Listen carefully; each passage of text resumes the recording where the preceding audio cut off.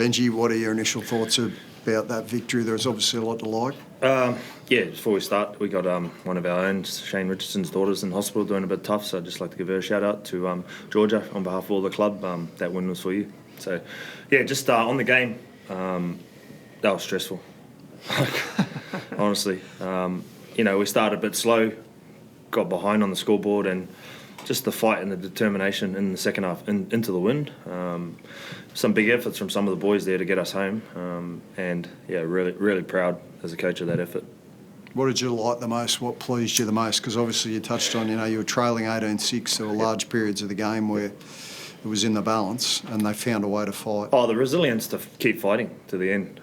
Against a really good Dolphins outfit. I think because they've lost a few doesn't make their team any less better. Like, they came out firing, ready to play and put it to us, So off the back of that, I thought there were some individual plays amongst a good team effort that really got us home there, like Samuela, some of his kick chases. Royce Hunt put a shot on to turn the ball over. Talon De Silva came on, changed the game with a try and a couple of impacts, and then the skip iced it with a little set play down where he scored. We held them to 0 in the second half. That was probably the most pleasing thing.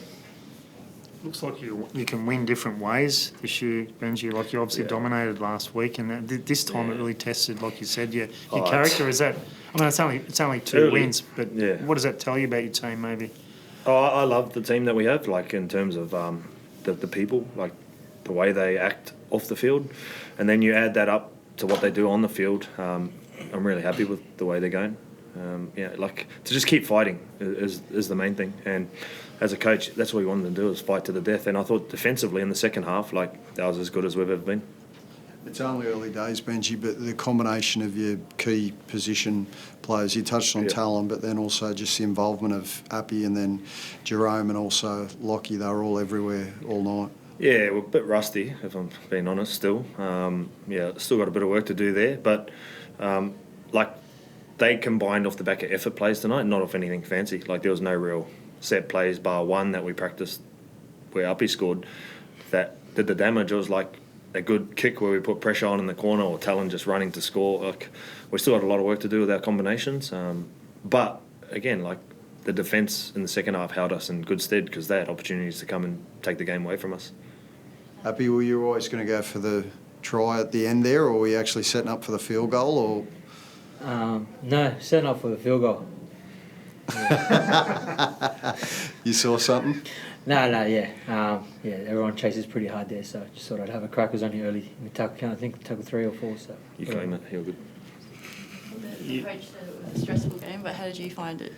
It was definitely disappointing at the start. We didn't start the way you wanted to, especially myself. But I think what you don't see out there is how calm everyone is, and there's some great chat out there coming from our leaders, especially Jerome, and just telling us to get to our points and keep moving forward. And like you said, some of these effort plays, outstanding. You can't coach that stuff, and some of the things Samuela did and Royce, it was outstanding.